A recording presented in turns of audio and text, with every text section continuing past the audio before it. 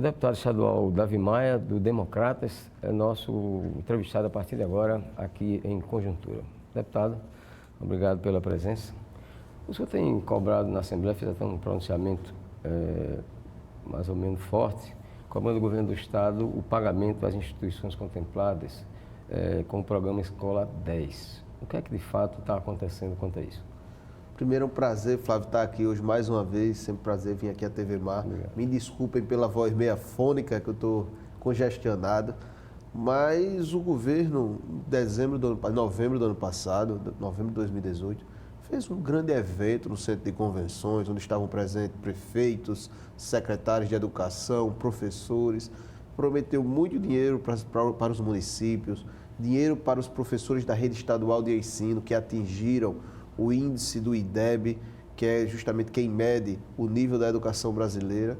E até o mês de julho, agosto, não tinha pago, não tinha quitado. São dois prêmios diferentes. Um é o prêmio Ibigato Falcão e o outro, que foram contemplados 188 escolas municipais, e o outro é o Escola 10, que é esse recurso que ele prometeu às prefeituras e aos professores do Estado. Resultado, ele nem quitou o Ibigato Falcão, nem pagou as prefeituras, nem os professores do Estado também receberam a sua contraprestação por ter atingido meritocraticamente os níveis que eles colocaram. E até este momento, nós estamos cobrando ao governo do Estado que pague esses recursos. E por isso que estamos lá, levamos aquele cheque sem fundo do governo, para que de uma maneira clara e objetiva nós mostrássemos a real situação do Estado de Alagoas. Bom, o senhor é presidente da Comissão de Meio Ambiente da Assembleia Legislativa, né? E participou recentemente da Semana do Clima da América Latina e Caribe. Já que o senhor é do meio, foi até secretário de Meio Ambiente aqui da Prefeitura de Maceió, eu lhe pergunto sobre um assunto bastante atual, essa polêmica sobre a Amazônia. Qual é o seu posicionamento? Primeiro, nós temos que ver isso de duas perspectivas, uma perspectiva ambiental e outra perspectiva econômica. Ambientalmente, está claro que o Brasil enfrenta um colapso.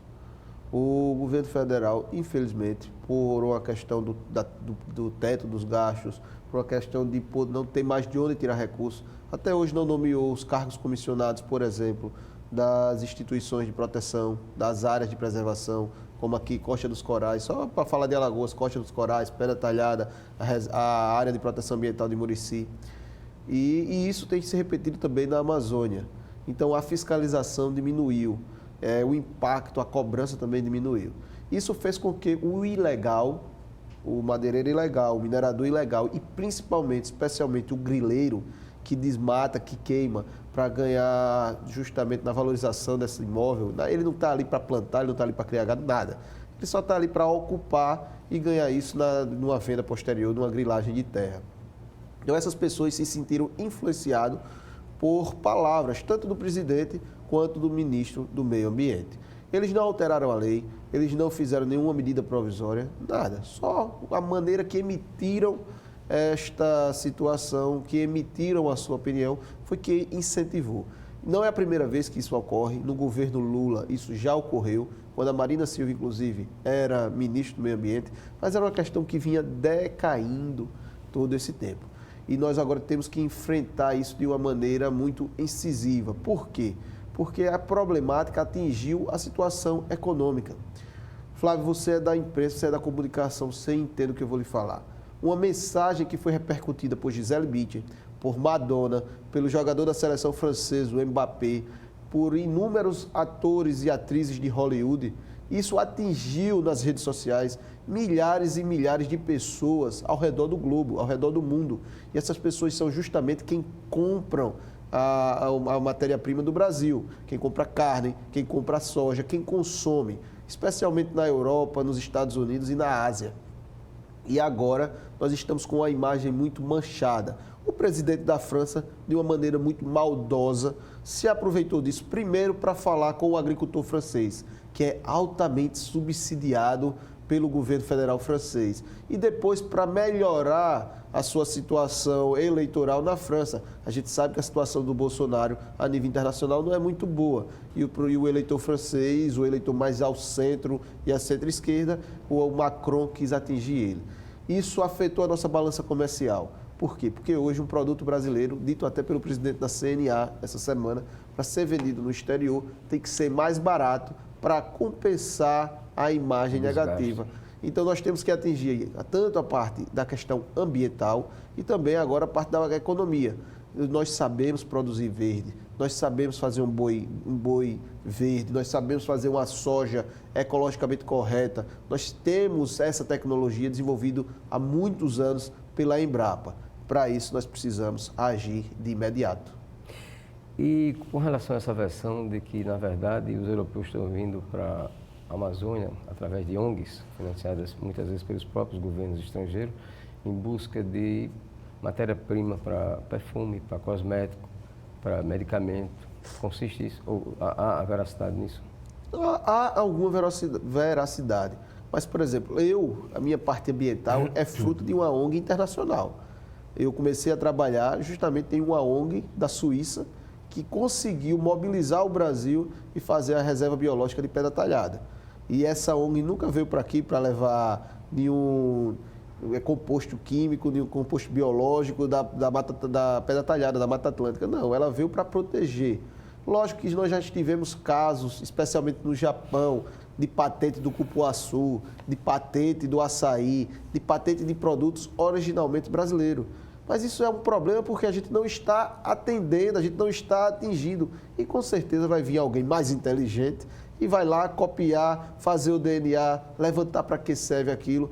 Mas a luta contra o biopiratarismo, a luta contra o bioterrorismo, não pode ser pelo agro, não pode ser pela expansão econômica. Não, ao contrário, ela tem que ser pelo incentivo à pesquisa nacional. Nós é que temos que ocupar esse espaço, porque em nenhum lugar do mundo, nem na política, nem na economia e nem na ciência, existe espaço vago. Quando você tem um espaço vago, alguém vai observar e vai ocupar, porque nós estamos falando de bilhões e bilhões de dólares. O senhor propôs na Assembleia a criação do ICMS verde. Do que se trata? Justamente, os municípios têm a área, como Quebrangulo tem a Reserva Biológica de Pedra Talhada, Murici tem a sua área de proteção, mas Piaçaba-Sul, quase que 70% do município, também é uma APA, a área de proteção ambiental, e que os municípios não podem utilizar dessa área para produzir. E, infelizmente, as prefeituras estão pouco preocupadas com isso, porque para o prefeito aquilo é a área do seu município que deixa de gerar renda, de gerar economia. E quando vai na divisão do bolo do ICMS, o município perde muito com isso. Então, a visão do ICMS verde é uma visão que já existe em 20 estados do Brasil. Só 7 não tem, inclusive Alagoas. Eu estou propondo que exista uma compensação na hora do rateio, não é imposto novo, ninguém está querendo aumentar a carga tributária, mas que na hora do rateio, esses municípios que têm área de proteção ambiental, que têm um plano municipal de saneamento básico, apenas 23 no estado de Alagoas tem. Esses municípios que façam a coleta do seu resíduo e mandem para o aterro sanitário. E os municípios que possuam coletas seletivas, isso por nível de pontos, atinjam uma faixa na divisão do bolo e eles sejam compensados na hora de dividir o ICMS estadual. Do ICMS, para quem nos assiste, 75% é para o Estado e 25% pertence aos municípios. Então, nós estamos querendo que uma parte, um percentual desse 25% vá para aquele município que protege o meio ambiente, incentivando assim que o poder público municipal ajude na preservação e na proteção das suas áreas ambientais. Bom, por iniciativa sua, a Assembleia recebeu recentemente dirigentes da Casal, da ASAL e da Equatorial, todas prestadoras de serviço. Valeu a pena? As explicações que eles prestaram lá atenderam à sua expectativa? Olha, Flávio, primeiro, já disse isso aqui no seu programa uma vez, eu fui o primeiro político que eu achei em Alagoas que se elegeu defendendo privatização e continuo defendendo. Continuo achando que a privatização é a única maneira de existir investimentos no estado de Alagoas, porque nós estamos vendo aí matérias todos os dias, o serviço público, o caixa público, o tesouro, tanto da União quanto do Estado, entrou em colapso. Nós não vamos ter recursos estaduais nem federais. Inclusive, o Paulo Guedes hoje deu uma declaração que queria privatizar todas as estatais. Quando eu vejo uma declaração dessa, eu praticamente surto, fico apaixonado. Mas, no sentido aqui, primeiro a gente chamou a Equatorial para mostrar a rigidez. A Equatorial é uma empresa que, na primeira declaração do seu presidente, ela entrou em Alagoas pelas portas dos fundos. É o que eu costumo dizer. O presidente falou que iria existir demissão e que a tarifa de energia ia aumentar. Isso não é comum de se dizer numa primeira entrevista coletiva no estado que você está chegando. Então a gente chamou o presidente na Assembleia para saber que história é essa e como eram os investimentos que estavam no contrato. O presidente da Equatorial deu uma declaração muito boa. Primeiro, a tarifa, ao invés de aumentar, diminuiu. Isso é muito bom que se ressalte. A sua tarifa de energia é mais barata do que quando era a CEAL. Os 300 milhões de investimento que eles irão fazer até dezembro de 2020, que já iniciaram, até dezembro de 2020, irá colocar Alagoas em um novo patamar no sentido de manter a energia, sempre o fornecimento de energia sempre nos domicílios, porque nos últimos dias o que nós temos visto é uma queda gritante de energia, uma falta de energia, especialmente em Maceió. No interior não, porque todo mundo no interior já está acostumado. Lá na minha Quebrangulo mesmo, todo dia que dá 6 horas da noite, a energia cai. Isso há 10 anos que é assim. Mas aqui em Maceió não. A gente está acostumado a sempre ter o fornecimento correto de energia. E eu mostrei por índices da ANEEL, mostrei ao presidente, que por índice da ANEEL o índice dele vem caindo.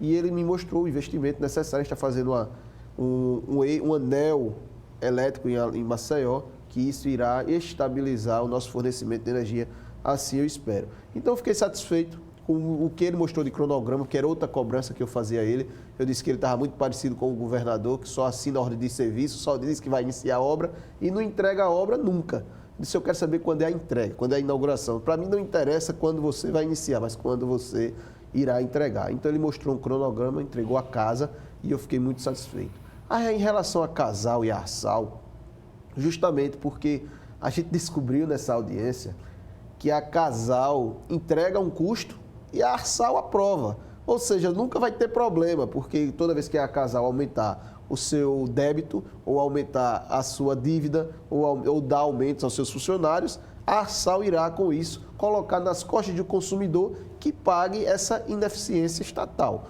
Então, nós descobrimos especialmente que não existe na lei, na legislação de Alagoas, nem normativa interna que diga como é o aumento da Casal. Não existe, isso é uma coisa de Alagoas, é uma jabuticaba alagoana. Em nenhum local de Alagoas está escrito como é que funciona o aumento da Casal. Simplesmente o presidente da Casal leva o custo e o presidente da Arsal olha e diz, tá bom. Agora, 2 funcionários, cargo comissionado do mesmo governo. Você acha que vai existir uma briga entre eles? Nunca. A Arsal não realiza com isso o seu poder de regulação. E outra coisa que ficou claro também nessa audiência, que ao contrário do que o governo do estado vem anunciando, a Casal não dá lucro.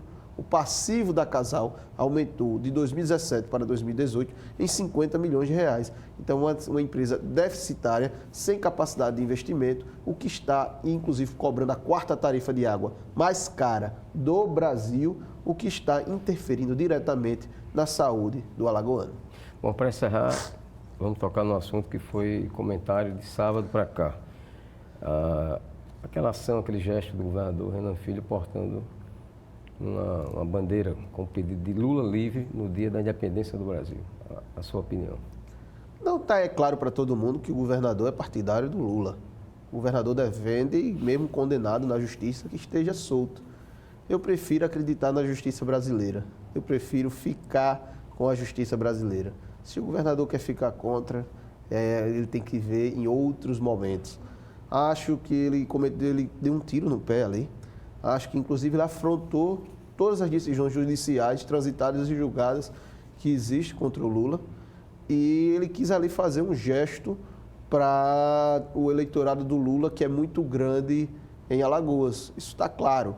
Agora, quando o governador comete um gesto desse, vamos dizer assim, inclusive no dia da independência, muito com afinco, fez questão de compartilhar aquela foto, mostra que os índices que ele diz que tem de apoio não é verdade. Se ele está precisando de uma boia para divulgar, ou se ele está precisando de um apoio, puxar um apoio do ex-presidente Luiz Inácio Lula da Silva, mostra que a popularidade dele próprio não vai muito boa. que o que eles andam divulgando não é verdade.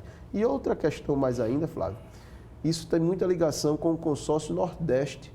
Nós temos 9 estados do Nordeste governados por governadores de esquerda, por governadores que apoiam o PT, que apoiam o Lula livre. E isso me deixa muito preocupado agora na Assembleia. Por isso que fizemos questão de chamar o secretário Rafael Brito. Nós não iremos admitir, eu espero que a Assembleia nos acompanhe nisso, uma região independente do Brasil. Eu sou brasileiro e defendo o meu país. Não vou esperar aqui que com o controle do governador do Maranhão, Flávio Dino, e com o apoio do governador Renan Filho, especialmente do vice-governador Luciano Barbosa, que foi de PCdoB também, que é um comunista também, eu não posso admitir que o governo de Alagoas queira fazer a independência do Nordeste. E por isso que nós estamos muito vigilantes, não podemos deixar que Alagoas faça parte do consórcio bolivariano do Nordeste. Isso não vai ter nosso apoio. Ok, muito obrigado à presença do deputado estadual Davi Maia, do Democratas, aqui em Conjuntura, e muito obrigado também a você, telespectador, por nos acompanhar.